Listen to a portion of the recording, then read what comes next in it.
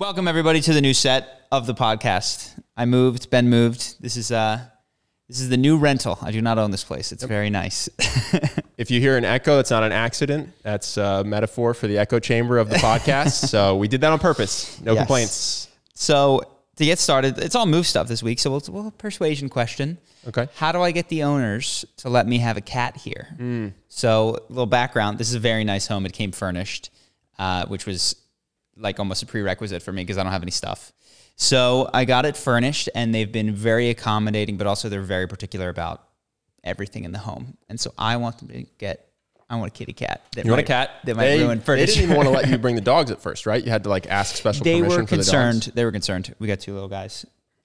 So I would say you're not going to like it, but the first thing is probably establish some rapport, establish yourself as a good tenant. I would wait 2 months, pay rent on time. I know you have a particular cat that you want. I'm just saying in general, for a cat in general, pay rent on time, don't throw parties, like just establish yourself as a good tenant and then ask is what I would do. This. It was, his birthday was yesterday. Mine was 2 days ago. We'd go out for birthday dinner. Joint birthday dinner. Joint birthday dinner. Okay. And well, I guess here's the big question. Do I tee it up as a big ask? This is the essential question. Or as a could I ask? So like one version is like, hey, I'm not sure how you guys feel. I know you're very concerned about stuff and I totally get that. But blah, blah, blah. I'd like a cat. Or do I go, oh yeah, I was seeing there was this cat that needs rescuing. And so they'd ask me, I was just going to bring it in. That's cool, right? So I put no thought into this. So maybe someone will quote Robert Cialdini at me and tell me I'm wrong. But off the cuff, I'd say start small. And then if you get resistance or hesitance, then go with the acknowledging the objections. So I think just start with, I think you're right. Hey, this isn't a big deal. Because basically if you act like it's a big deal, they'll ping off you.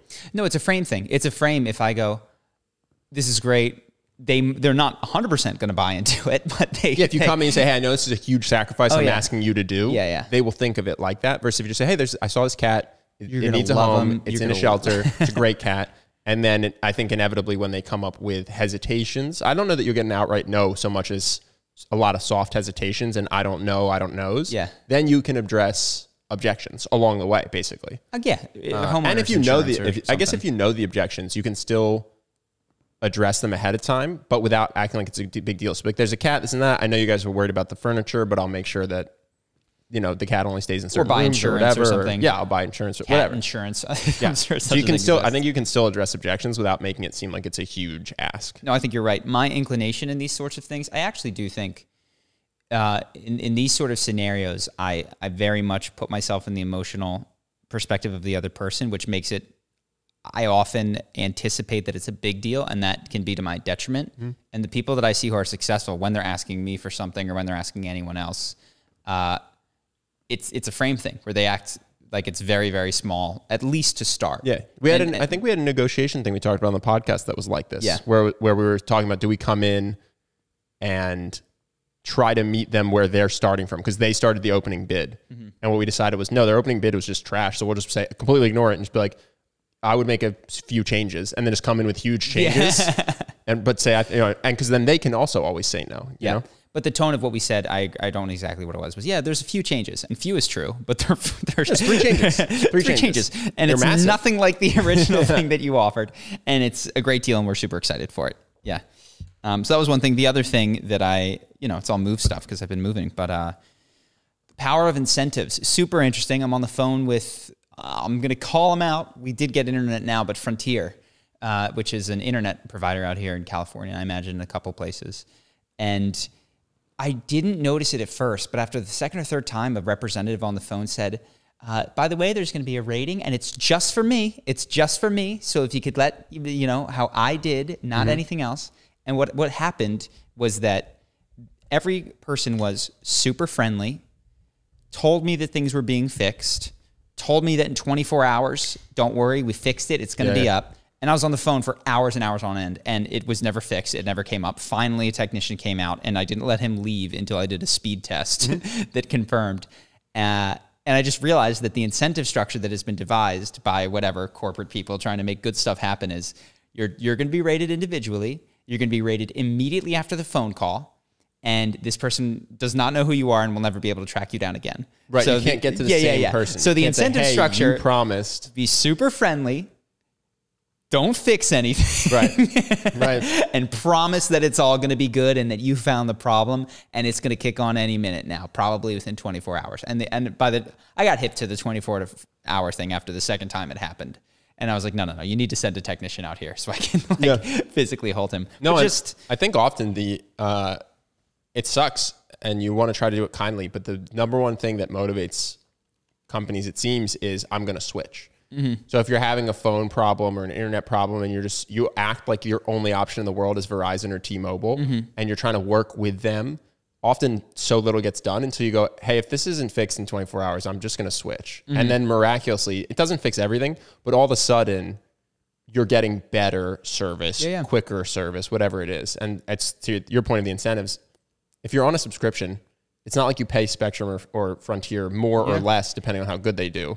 So until you flag that you're going to switch, they're getting their paycheck every month either way. Well, it's just interesting how the stickiness of the business model naturally evolves into this kind of service for these types of things that are like, look, it's going to be a tremendous headache to switch accounts and it's going to be a big headache at the end of it, but mostly you just chill and they get to ding you for a commodity service that costs the same exact price for somebody else who probably has the same issues, you know? And it's like airlines, you know what I mean? What are you going to do? Well, we're the only people that fly direct to LA.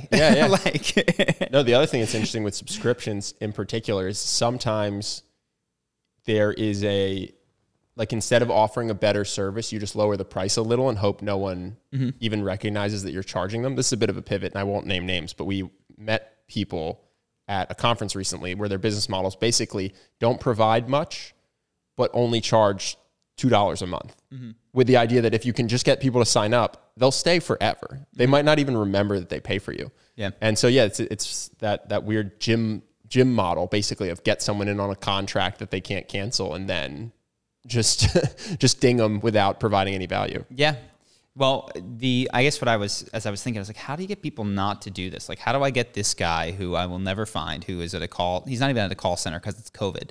He's just hanging out at his house to care. And I was like, just made me see the value of something like religion and ideology in general, which is I think that people in the absence of some sort of ideology, whether it's a strong moral code that their parents beat into them, which is often religious, patriotism, one of the big isms basically, will find a way to make any sort of incentive system not serve its intended purpose, right? The intended purpose of, I imagine, the Frontier incentive system was to get people to make customers happy, so they're going to rate them at the end of it.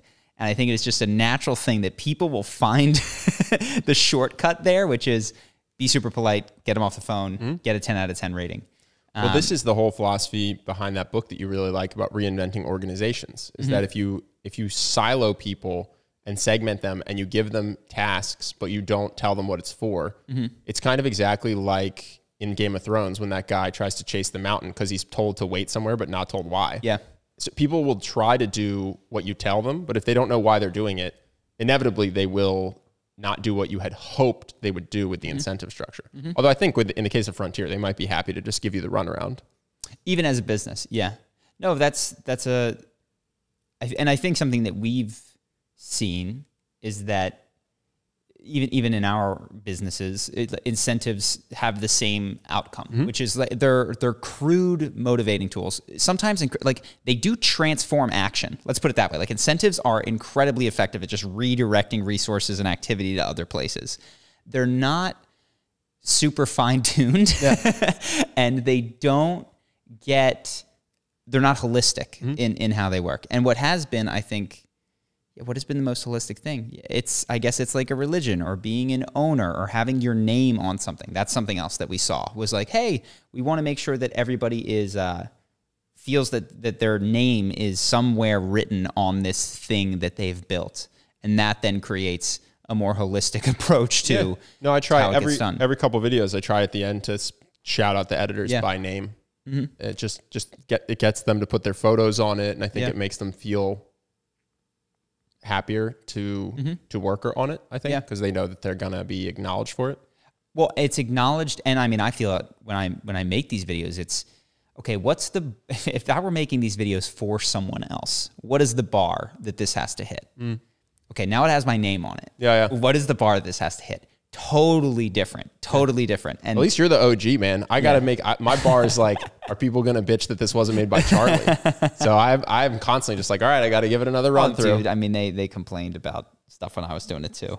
Well, I'm fine now. I've been doing it for almost a year. But at first, video 4. Now everybody's either figured out it's going to be me forever, or they still think, exactly. Everyone either goes, Charlie's gone forever, or Charlie never left. That's what every Charisma on Command person thinks. Are you sick still? There's another thing I did. It only works for some people, and I know that people are really against tipping, or not against tipping. They think tipping is a crude model in the waiter, food industry. But I found with the movers, at least, these guys are coming in.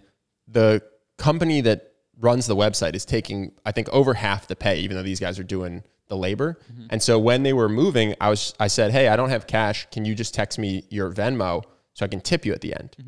And that's all I said. But I just kind of made it clear that there was more money in it for them.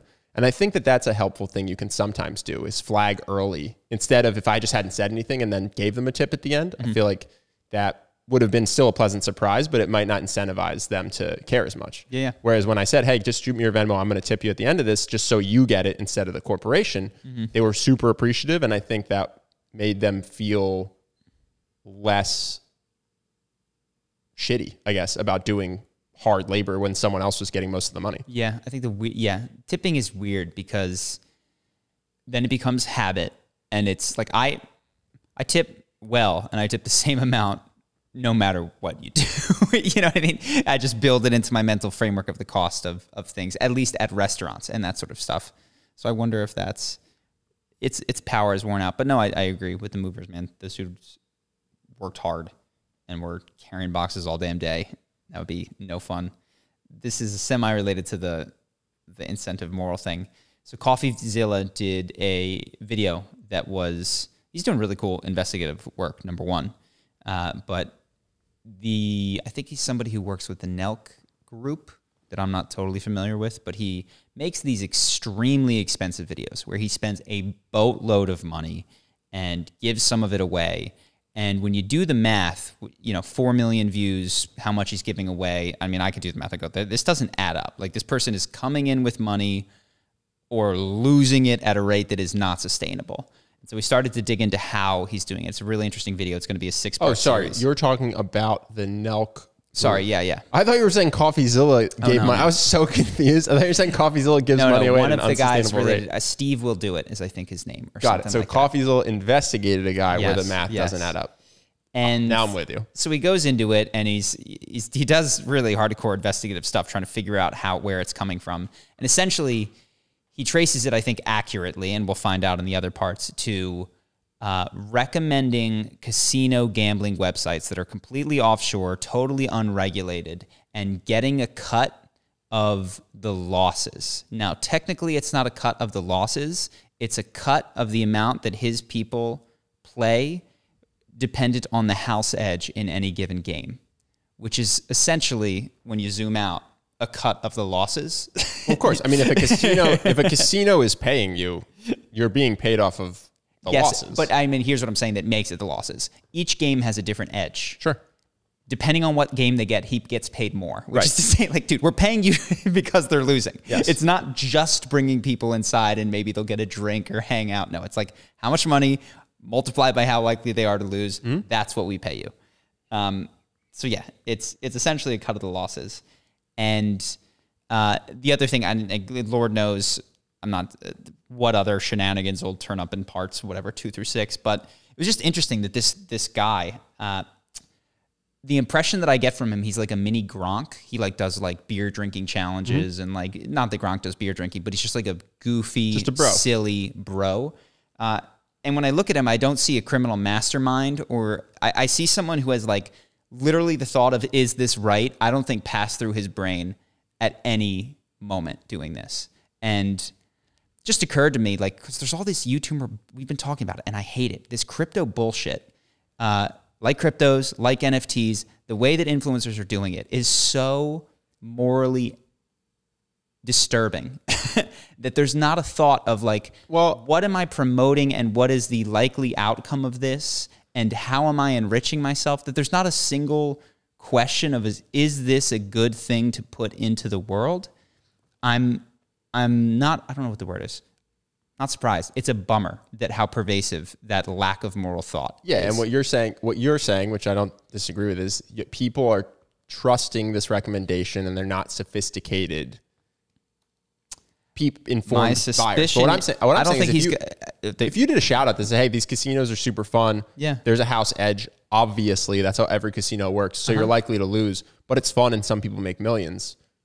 That's just casinos. That's casinos that have existed for 1,000 years. So is your issue with the fact that his messaging of it? Because for instance, I wouldn't mind if I went to Vegas, came back, was like, I had a great time at the Wynn. It was sick. I made $1,000. Most people are going to lose money, but if you don't mind losing a couple $1,000, the Wynn was a great time.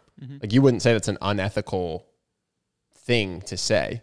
Even if the Wynn was giving me a cutback, if I said, yo, go to the Wynn, use my code, I get a percentage of the losses, you're probably going to lose. But hey, by the way, you could make $1 million. I don't think you'd say that's unethical either. So I think it's a couple of things. I think if you're selling cigarettes, if you're selling vices to people and without things that for a large amount of the people, and I don't know if it needs to be majority or whatnot, wind up being destructive to their life based and also if you're exempting yourself from that destructive tendency, because like, I lost 10 grand at the casino, so fun and funny. It's like, no, you didn't. You lost 10 at the table and made 100 for the sponsorship. Like you made 90 grand at the casino. Nobody else in your audience has that opportunity.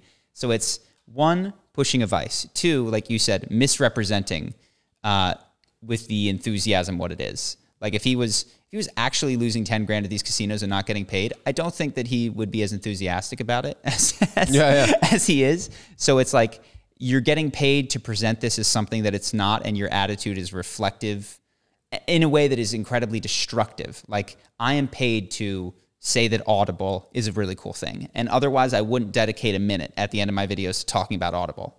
But I think that Audible is a good thing for people to have, and I think that their lives are improved when they spend $50 or are very likely to be improved in a small way when they spend $15 a month and get an Audible credit. Sure.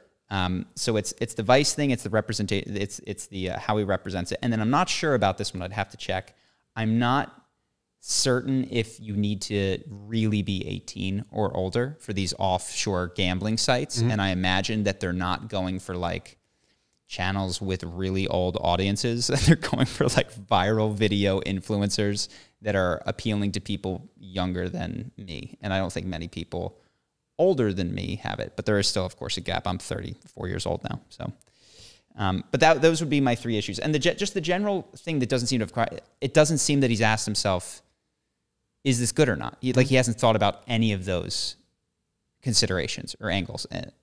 Sure. That's what the other thing is your definition of a vice. So I think gambling is one, but for instance, I think the Nelk bros have their own beer. Yeah. And you might say that's peddling a vice, but I think they love that shit. I think they think it's awesome and fun. And so when they recommend it, you guys might have different worldviews, but they're like, get this for your parties, play beer pong with it, shotgun it. Yeah. I don't have as big of an issue. I don't drink, but I go with that one. Your experience of alcohol, you guys, and your audience's experience is more likely to overlap. Also, your audience's age. Like if you're a 20-year-old guy in college, you're getting Coors Light, you're getting Pabst. You might as well, if you like the Nelk Bros, get the Nelk Bros. I don't know what the label is, but it's like, you're going to drink cheap beer and play beer pong, do flip cup, and it's going to be awesome because you're in that age. And then when you're 40, you won't. You'll drink something else or stop drinking. So I feel like that, even if that's quote unquote peddling a vice, I don't personally mind that one in the sense that your worldview isn't that you're peddling a vice. Your worldview is that this is awesome. And that they also in that age range, not inaccurately, think partying is awesome. And so, okay, just like don't try not to become an alcoholic. I think, they were probably drinking really heavily. They're like, what's awesome? Drinking. Let's make drinking stuff. Yeah. With these gambling things, my impression is somebody approached him and said, hey, you want to make a lot of money? Yeah. You know what I mean? Yeah. I'm just trying not to lump everything they do together. Oh, no, sorry. And even this particular guy, I'm not even like, my impression of, like I said, not evil, not a mastermind, just thoughtless about, and I think that that's incredibly common. The idea that if you can do something and make money and not get put, I guess it's what the bummer is that most people's like moral floor is the legal floor. They go only slightly above and beyond what the demands of not getting thrown in jail are. Sorry, at least when it comes to making money. We actually talked about this. It's the legal floor and the social floor. You know, I think that if people... And yes, if their social group, especially if the people around them are saying that it's okay. Like, and I think, but I'm saying if the people around you say it's not okay, that's also a pretty efficient way to stop behavior, even if it's legal. Sure. Yeah, and I think that is very common, and I think that the reason that is not what I experienced is because I spent 4 years in a philosophy degree, constantly asking these sorts of questions, and more than saying that this is bad, you're a bad person, I wish that there was philosophy or ethical training younger in people's lives as a core part of the curriculum. And the training doesn't need to be utilitarianism right or this is right, but like just introducing the idea that what is allowed and what is right can be different. Yeah. Well, weirdly enough, because we talked about incentives earlier, you are incentivized not to study philosophy. At least where I grew up, you don't have it as an option at all until your senior year, and then you're given the option Did we have an option? We had the option of philosophy or AP psychology. And so if you're... Are you sure? And so if you're applying... I wanted to take philosophy. Did anyone take philosophy? If you care about getting into the best school possible, you default to AP psychology because it looks better, because it wasn't AP philosophy. So if you're trying to go to an Ivy League school like I was, you literally just you opt out philosophy as a non-starter. It's the same as taking music theory, like you could do music theory. But they had AP music theory. I took AP music theory. Oh, really? Yeah. Oh, what was the one? There was something I wanted to take, but I couldn't for the same reason. I don't know. They have these... Personal finance or something was in there too. Yeah, maybe it was personal finance. They have these electives that you want to take that sound interesting. Yeah. Even at age 16, 17, they sound interesting, but they don't, quote unquote, look as good to colleges. And so if your incentive structure is just to get into the best college, that dictates your classes for you. And so you're actually, you're steered away from learning about ethics and morality, and you're steered towards whatever is weighted best on your application. Yeah. And I wonder if some of it isn't because we were just kind of reminiscing about school the other day and how they literally like chained the doors to people. Like it is a huge component of how schools have been devised. This is based on the Industrial Revolution, put everybody in, but it's kind of like child care while people work. Like you just need to put them all in a place. And educating free thinking. If there's 2,000 students in a building and there's one faculty for every 30 of them or something like that, having a bunch of free thinking, question asking, hey, wait a second, who gives you the authority to say that, is not the best way to get things running smoothly. Well, same thing with student debt. Everyone talks about, student debt. It's so crazy, blah, blah, blah. If you want a workforce that does jobs that aren't necessarily appealing or fun on their own, having 150 grand of debt that will have a hefty penalty if you can't pay it off is a good way to get people to go, I don't want to do this job. It's not fun, but I will do it because I basically came into adulthood strapped with debt. Yeah. Yeah. So, I mean, it's a great incentive for a society that wants people to do things that they don't enjoy, but have to get done, if that makes sense. It's not a good incentive for fulfilled, happy people who have pursued their passions in life. I wonder, so I'm thinking through that. So it's a good incentive, I suppose, because I'm thinking about China, for instance, which seems to be a place where people do things that they might not like in order to get ahead. But I guess that's more a product of the economic realities that they face. I don't know. I actually, to be honest, I feel like I have no possible idea what life is actually like in China. I know a lot of propaganda. Sure. But yeah, I have no actual idea of what people who are born and raised in China do or feel in terms of personal freedom and career. Got it. Moving along, I watched an interesting podcast. Coleman Hughes had this guy, super interesting dude. He was one of the first, or maybe the most popular American jihadis. He joined Al-Qaeda. He was born in rural Pennsylvania, and he traces his reasoning back to what I think is very likely the case for almost anybody who finds themselves in these sorts of movements, was he was abused in his childhood. His dad kind of left him. His mom, he said, abused him pretty bad. He ran away at age 15. He was in and out of jail, and somebody in jail was kind to him who was a Muslim and introduced him to these things and these rules and this other stuff. And he was very receptive. This is the other thing. I think it just made me realize my own politics, everybody's politics, are just so influenced by your concept of if the world is a safe place, if you can trust authority, if the guy in first place is someone that is a kind person or as someone who is misusing their power, sure. Like all of these sorts of things. Or if you're told, I think a big thing is if you're told you can get to first place or not. You know, even if you think they're abusing their power or not, the system, if you think you are someone who can excel within the system, you'll accept the system. And if you're someone who thinks that there's no chance the system puts you towards the top, you're going to want to buck the system. And the system, I guess what I'm just saying is the system, it's the family system, is the first sort of decisions that are made about that. And then I think people's politics just evolve as like offshoots of how you feel about authority. Yeah. And then that forms the basis of whether you're likely, 9/11 is an inside job. Some people have a gut reaction to that. That's like, yes.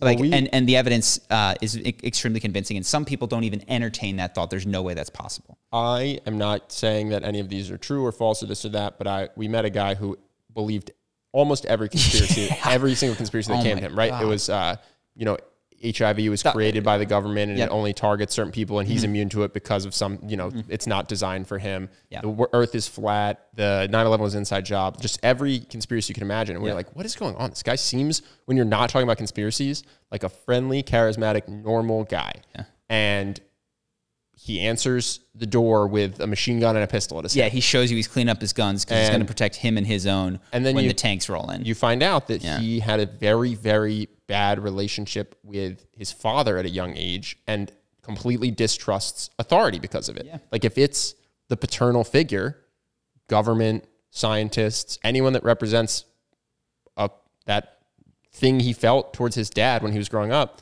instantly he goes, they are evil, they're going to abuse me, they're going to abuse their power because his dad took advantage of the size age advantage that he had over his son and abused him.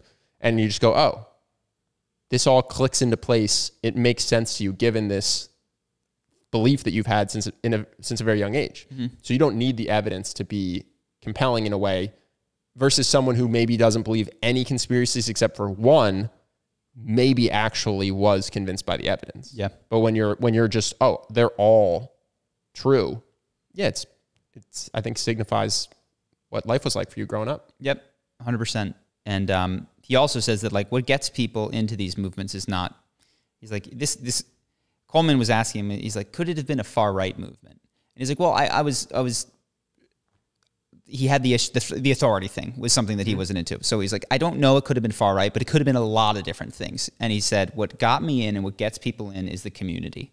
It's the same. It's crazy how a lot of the things that are coming from different fields. I remember there was this TED Talk, perhaps a bit overstated, about addiction that talks about how the mice, when treated with or offered water full of drugs, will get addicted to the drugs and will drink themselves to death in a cage without other stimulation. But when reintroduced to a cage with other female mice and other friend mice and things to do, will kick the addiction. The idea that this community piece keeps coming up and like why people do crazy things, why they're addicted to drugs, why they're, want to blow up some building or I just keep seeing it come up that there is this need that will be filled for community. Well, when I was making the Tom Hardy video, he does a nonprofit. He works at a nonprofit that helps drug addicts because he was a drug addict, and he's talking to someone who works there who was also a drug addict, and they're talking, and the guy explicitly says, I was starting out with no close connections, and the people that would build close connections with me did these drugs and asked me to do these drugs, and I thought if I didn't do them, I would lose my only close connections. And he initially had no interest in the effect of the drugs, and then became addicted to, I think it was heroin. And at that point, it's just game over because now you need a drastic life change to get out of that. You know what I mean? If you keep the same friends and you keep the same house, it's not going to change for you. I know a guy who runs an Ibogaine clinic. And so people will come down who are heroin addicts. They'll do three weeks in the program, completely kick their physical addiction. He says if they don't move afterwards, they go back to the same house in the same neighborhood with the same friends, they'll just do heroin again, despite the fact they have no physical compulsion, because the same things that got them in the first time just get them in the second time. Yeah. But if they come home and they move and they're forced to make new friends and they have new associations with a new house and a new neighborhood, then they're done, because the Ibogaine cuts the physical addiction.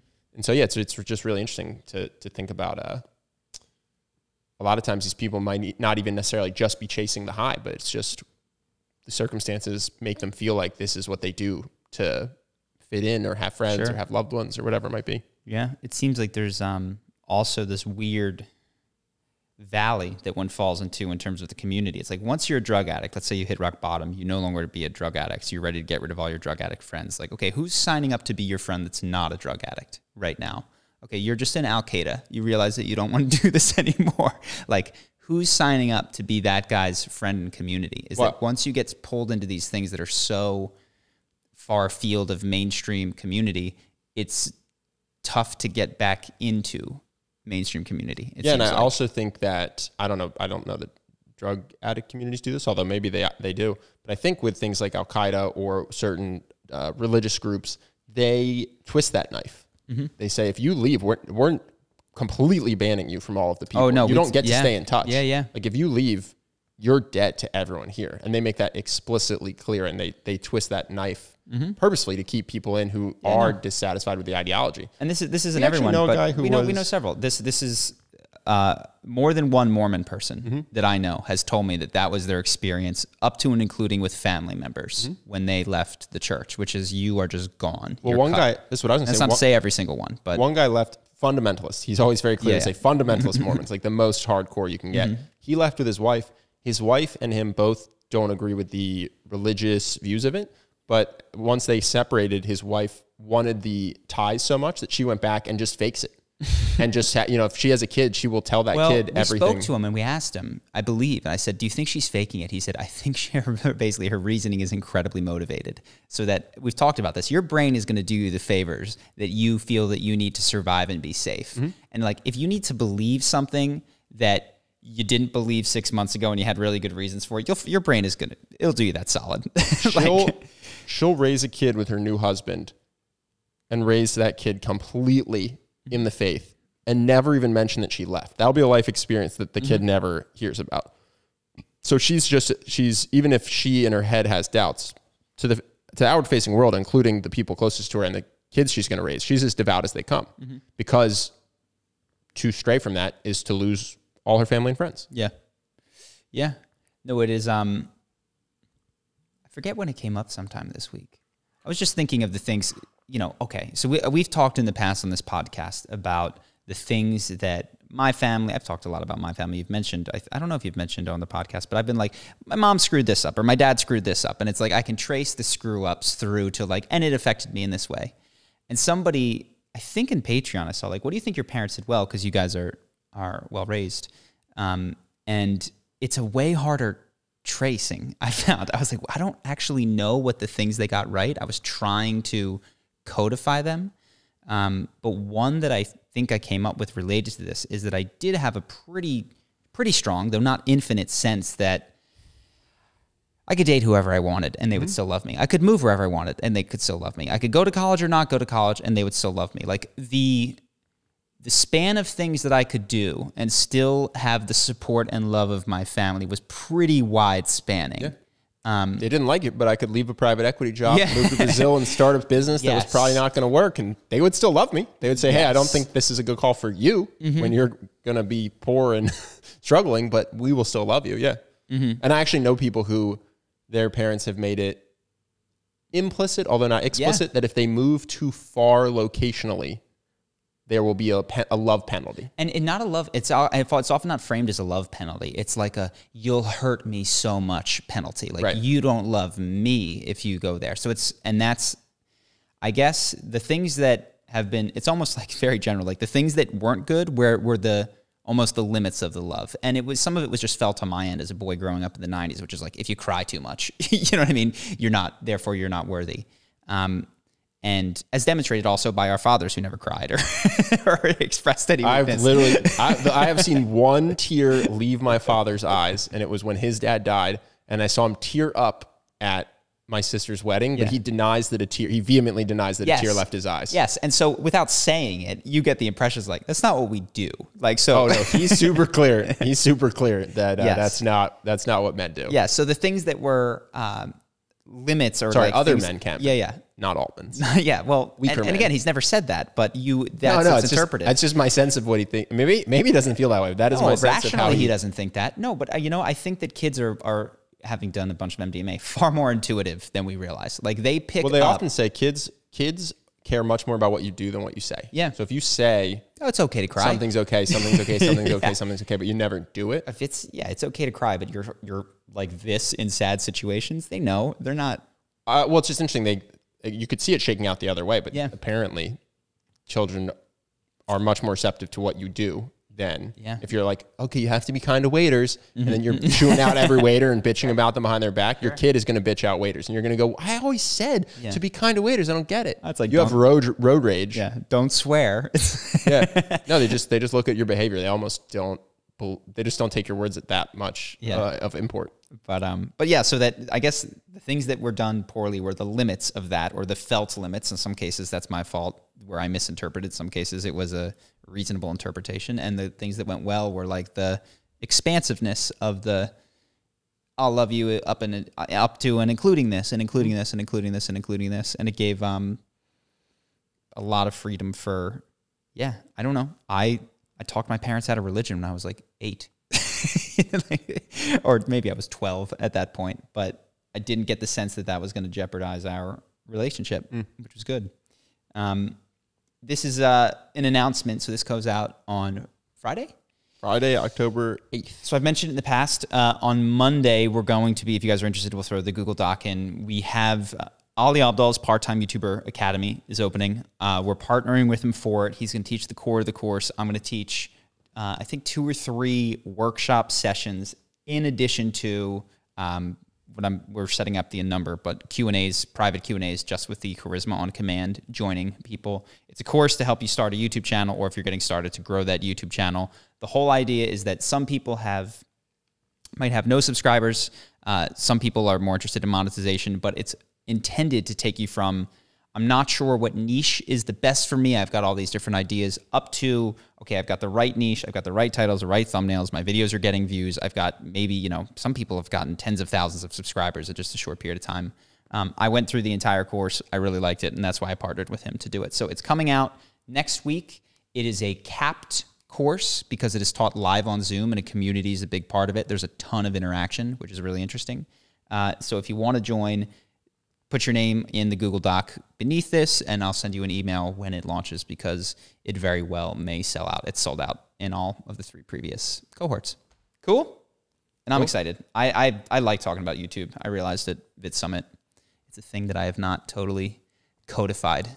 That's the part of Charisma that I enjoyed, was figuring it out the first time. Repeating it was not the part that I was super interested in.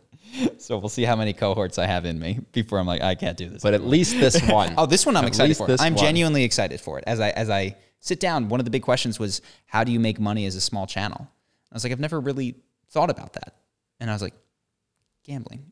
And that's why I want to bring you to today's sponsor. And that's why we're bringing it. Cigarettes. Should you smoke them? Sure. Is this going to get clipped up in a hate video? Who knows? I think that's all that I had for this. Did you have anything? Well, I had one thing, which is actually, it's a question that came to my mind when I was watching the Fighter and the Kid podcast, or whatever it's called now. Do you think there is shame as a man in admitting that you do steroids? Because obviously I think for me, there would be. Not for every community of men, though. Certainly. I don't think that's the case. Yeah. Do you think there's shame for a woman getting implants? I think that there is. Interesting. A little bit, depending on the community. Yeah. Well, but also, by the way, like, the answer here is depends on I could generalize by city and by socioeconomic class, but man, woman, I think is too broad. Some guys don't give a damn about steroids. Yeah. Like, I was just thinking about it because Brendan Schaub admits on the podcast to doing steroids. And at first I was like, oh, why does he bother doing that? Like, he's an elite athlete. He's already married. He's already in good shape. And I had a judgment on it. And then he goes on to talk about how Frank Grillo, Hugh Jackman, The Rock, all these guys are doing steroids and just lying about it and going on talk shows saying that the secret is chicken and rice. Yeah. And I was like, you know what? I actually kind of respect that he's saying that at least he comes out and he's just like, yeah, I'm doing steroids. This guy I work out with is doing steroids. It's like, okay. The honesty of it, I realize, is so rare. There's so many people who will go out and just lie on talk shows. There must be some stigma that Hollywood celebrities feel 100%, about 100% being on this stuff. But then they go on this stuff because the demands for them are to look a certain way. Yeah, that's not to say that it should or shouldn't be shameful, but the behavior of people is that it is a secret. It is that they will deny in the face of evidence. And I'm sorry, Rock, you're on steroids. Like, also, by the way, Hugh Jackman. I think one of the ways that people get around this is like how they define steroids. Yeah. So maybe it's not a steroid. Maybe it's TRT, or maybe HGH doesn't count as a steroid. But like, you're on something that supplements. He was an elite athlete, an incredible wrestler, and at age 35, he put on the most muscle of his life. It's just like you hadn't been lifting weights hard before that when you were a football player or when you were a wrestler. I mean, there's no evidence where this is just an opinion. I feel totally safe. I feel totally safe with this. Hugh Jackman too. I mean, look at him as Wolverine in the first one. It's like that is hilarious. If you look at it side by side, that's a guy who works out sometimes. Look at him in The Wolverine. I don't know if he's ever said it, but come on. It's just well. And so I guess my thing, which I was reflecting on, I didn't understand, is why is there a stigma around saying you're on steroids? Because you're not hurting anyone else. It's not like secondhand smoking cigarettes into a baby's face. Like, okay, maybe it has health ramifications for yourself and you're going to have a heart attack at a later age. So what? I think, well, that's a choice an adult can make. I guess think you're supposed to pretend that hard work and dedication did it. You're supposed to pretend you didn't take the easy route. Well, steroids don't just make you look like that. So it's kind of the real truth is I did work hard. I did have a great diet, and I did supplement this with something external besides food and hard work. I think I imagine that it's anyone could do this as part of what they want to say. But like the barrier between you and this is simply hard work. Well, I think that's the damaging part. I was realizing that's kind of the bullshit that is unfair, because people who don't realize it's steroids just think that they're not working out enough or not eating the right food. And I think that probably creates a lot of insecurity or feelings of inferiority in people who wouldn't feel so bad if they just knew that there was also some sort of exogenous hormone involved that is creating that gap. It's interesting because it's just, there's not a lot of talk of cosmetics. You mentioned plastic surgery. Like, I don't think that often is discussed. Well, what's weird is having lived in Las Vegas, Rio de Janeiro, and LA, totally fine. No, there's no shame at all in having implants in those three cities. And maybe in the rest of the world, it's not like that. But in those three cities, people are straight up happy to tell you that. I guess what I'm thinking of celebrities, and I guess I do watch a lot of celebrity interviews. I've never really heard them talk about that's fair. their Botox regimen or their when they're like, oh, you look amazing in this movie. They always just talk about working out and diet. Like it's like, also, by the way, I don't know if you could tell, I've had my face lifted 3 times in the last 10 I'm years. on Botox. I also do that thing where they poke a bunch of holes in my face and I bleed. It's like the vampire, whatever it's called. I suspect that it's also how you don't like to admit how much effort you put into vain and vanity achievements or that sort of stuff. But yeah, no, it definitely is, at least at that celebrity level, treated as if it's shameful because it is kept a secret, when it is. And this is the other thing. Then I go to somewhere that's not LA and I look at people over the age of 40 and 50 and like, oh yeah, that's what happens to you. That's what aging. Not everyone has lips that are just like exploding, bursting at the seams. You almost lose track of what normal in certain neighborhoods and scenarios. You lose track of what a non-enhanced person. Living in Vegas is like that, because not only do a much bigger percentage of women have implants, every billboard is a girl wearing almost nothing. And then you live there for a little bit and just get used to the fact that you see unnaturally large breasts everywhere you go, on people and billboards and whatever. And it just you become numb to it, basically. Yeah. It's just a strange part of living there. Vegas is a weird place, man. It's a desert that has out of nowhere these extravagant casinos and clubs and everything. It's a strange place. It's also funny. They speaking of what's, quote unquote acceptable or allowed, whoever came up with what happens in Vegas stays in Vegas made that city so much money, because Vegas. People still say that. That marketing campaign probably hasn't been out for, I don't know, 10, 20 years or something like that. And I still hear that. But I'm saying there's casinos in other towns. There's nightclubs in other towns. Like XS Nightclub is a great nightclub. LA's got the same. New York's got the same. Miami's got the same. People come to Vegas and just think it's totally fine to cheat. It's totally fine to do drugs they would never do. Like all this behavior that they would think, they would judge someone else for doing it in their hometown. And then they go to Vegas and do it themselves because they feel like societally and socially it's okay. That is a brilliant tagline, which is like, you really tap into the id of what a person wants. It's to do something and not have it count as them. Yep. That wasn't me. That was, you know what I mean? Like it's just so brilliant to create this space where nothing, it's like the purge, except for cheating on your significant other. You get one day where this is just totally allowed and isn't a reflection on you. And it's, I think that marketing campaign made the city a lot of money. Yeah. Because otherwise it's not that different from other places. Yeah. By the way, for today's sponsors, tangentially related to steroids, if people are interested in perfecting their physique and their health and they don't want to do TRT or HGH, we have a sponsor for today's podcast. It is insidetracker.com/charisma. It's a service that Charlie and I have both used for years, and they do blood work. That they'll come to your house and take blood work and then tell you everything that's going on in your body. And the most helpful thing, in my opinion, is your deficiencies, whether you're deficient in vitamin D or magnesium or anything of that nature.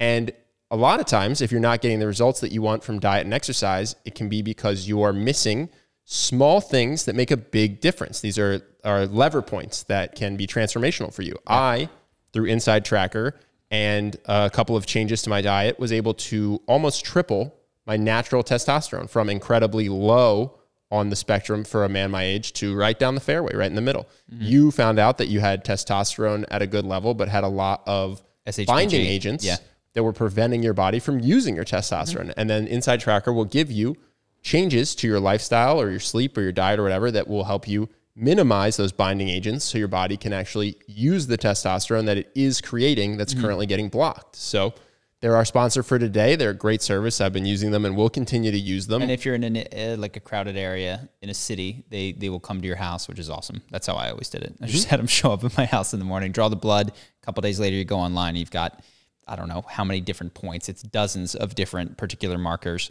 And then basically what I take with that is I go buy the supplements that are needed. I remove the ones that I no longer need and put everything back into green. And what's nice is it always is changing. You're not constantly, it's not the same thing every time. Your life changes and adjusts, and Inside Tracker helps you recognize the new things that you are not getting or you're getting too much of. So there's you also get a discount. If you go to insidetracker.com/charisma, you get a special discount, and the podcast gets a little something for Justin. A little something. So thank you, Inside Tracker. Insidetracker.com/charisma. Anything else? No, sir. A lot of moving. Not a lot of philosophizing. Yeah, not a lot of reading or philosophizing. A lot of unpacking and packing this week. So we got questions, Justin? Yep. Justin's got this regal couch now instead of this tiny stool we used to have. Before I had no back support. Now I feel like I could sit here for hours. All right, first one is, I feel like I've kind of made a name for myself and persona for myself that everyone I know sees me as, and I'm not sure how to change it. I come off as kind of awkward and weird in a funny way, but it almost feels like people don't take me seriously, and I can't change my perception in their heads because they've known me for so long. I can't really escape my environment either since I'm in high school, so I can't move somewhere else temporarily or anything like that. So how do I change how people view me?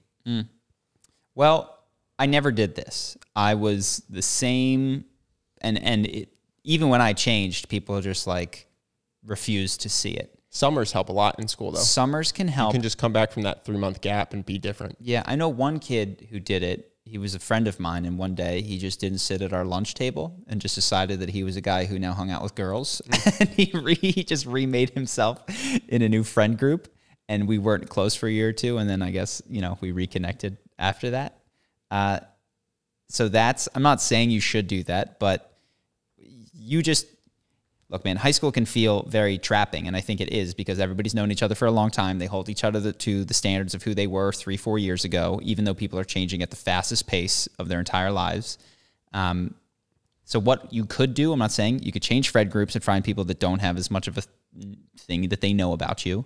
And then at that point, you can start to potentially integrate the new and the old friend groups and have them like warm and cold water, find a lukewarm medium of understanding of you. And I hate to say this, whenever people ask me questions in high school, this is one of the tough things is I didn't ever figure out how to change in high school. It's a tough environment in which to do it.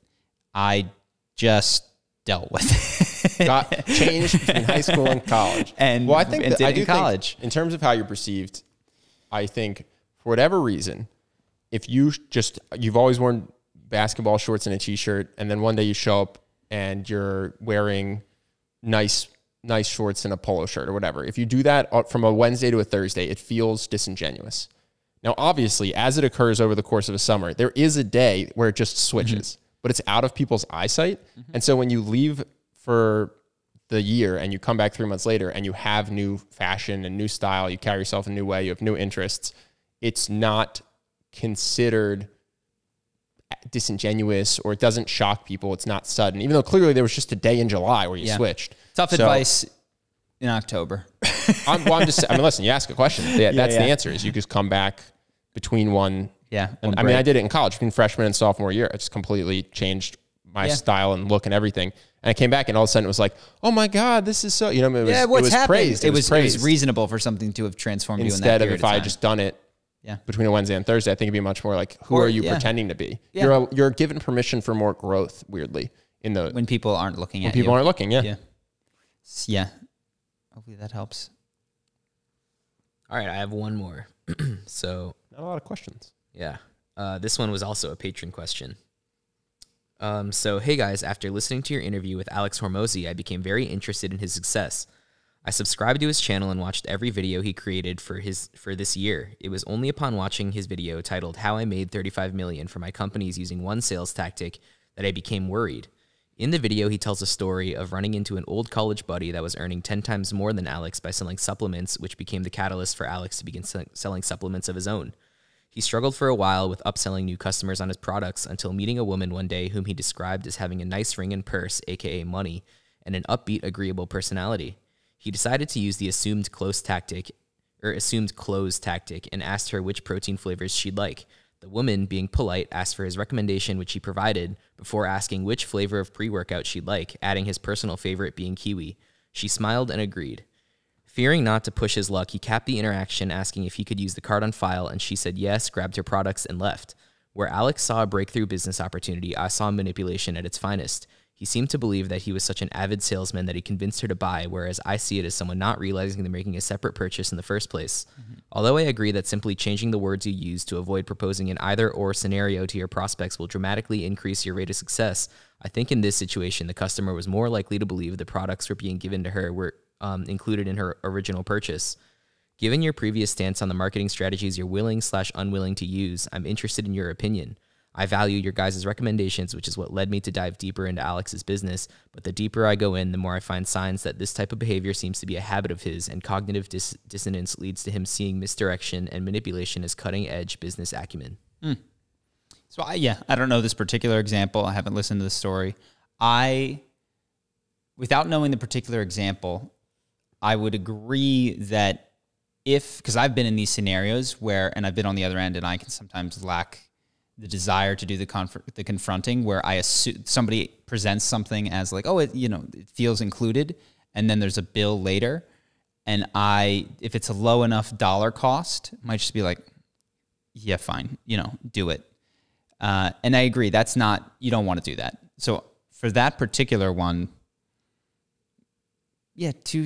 I think there's a better way to frame it. That is still a two-step close that I don't know, you can talk about like, hey, we see the clients that do these sorts of things get a tremendous amount more benefit. But what if he said, so because we weren't there, what if I wasn't there. What if it's, you know, what's your kind of protein do you like, blah, blah, blah, what flavor pre-workout, I like kiwi. And he goes, okay, that'll be $90. Can I just build the card on file? That seems fine. Yeah. So I think here's the big thing. That one is assuming the sale and the other person understands this is an additional purchase. But that's what I'm saying. So that one I'm fine with. You take the protein off the shelf, you put it down, you take the protein off the shelf, you put it down, and then you say it's $90. And right there she can say, oh, sorry, I didn't realize it was included. Can you put it back? And it's how you frame that. Someone could be like, oh, well, you're putting pressure. But it's also like, I just made it explicit that this is a separate purchase before billing the card. I feel like that would be totally fine. Well, I hear what you're saying. I think it's tough because let's imagine what's going on in the person's head that is actually making them more likely to buy. Is it a fear of here's where I go. Is it a fear of social confrontation that is making them go through with the purchase? If it is, then I think that you're in unethical territory at that point. Like if someone is making a purchase because they feel that they'll disappoint you. Well, there's a psychological aspect of feeling ownership over something. Yes. Which is once you feel ownership over something, you're way more likely to want it, keep it, overvalue it. So once you put the protein down, so that is one it I'm more fear of comfortable confrontation with. or is it the fact that she's like, oh, I'm going to make smoothies with this. Yeah. Okay, this is what I'm going to do every day. Oh, wait, it's $90. But I've already imagined my life with it and I want it. Yes. That seems fine. I'm cool with that one. So I don't know that it's, I don't know. I guess I'm not there. I'm not there to read the micro expressions. Yeah. But you could imagine it's based on not wanting to confront him, but you could also imagine it's like the try the puppy method of persuasion, which is just once someone has something, they like it. This is, I'll do it real quick because who knows if it's true or not because psychology studies are always tricksy to replicate. But they did a test with Duke basketball tickets where everybody has to bid for getting season tickets to Duke basketball. It's very high demand. Oh, it's a lottery. It's not a bid. It's a lottery. So you have to wait outside for guaranteed tickets, and then other people get them via lottery or something like that. But once people have the tickets, there's a ability to resell them. And they find there's a huge gap between what people who don't have the tickets are willing to pay for them and what people who already have the tickets value the tickets at. Because when you have the ticket, you picture yourself at the game or whatever it is. And you've invested. I think that's another thing is that there's a lot of camping out that goes in for some of this stuff. So having put so much time in. Right, but it's still the same. I mean, yeah, sunk cost, I guess, goes in there as well. But the bid-ask spread on these tickets is massive. And so there could be the same thing going on by someone just having mentally taken ownership of something and then wanting it because they've already imagined their life with it. So to me, that's the ethical question is and this is going to depend on the very specifics of any interaction and how it's offered and in the context of what, and does this product usually get paired with this for free or doesn't it, and so there's a lot of specifics that will determine my ruling on any particular interaction. But what I would say would be the principle is, are they going through with the purchase based on the social pressure to not look cheap?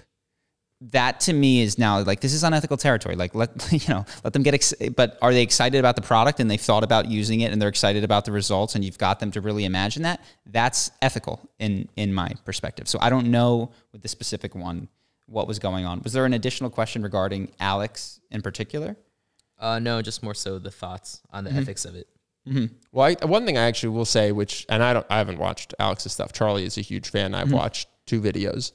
He seems intelligent. I'm just focusing on videos, but I think it's a dangerous thing to do is to take someone on as a guru and then accept every single thing that they do as good and something you should do. So I think in general, what you're doing is intelligent and I respect it and I would encourage you to continue it with everybody, is take advice and assess whether you like the individual piece of advice. Don't take a guru on and accept everything they do, which is to say, if you find that you like 90% of Alex's advice and you don't like this piece of advice, throw it away. To be successful with the other advice, it does not require you to take on 100% of what they say. And I think it can be dangerous sometimes with anyone, with Tony Robbins, with Alex, with whoever, to accept them as gospel. Can I add some color to that and see how you feel?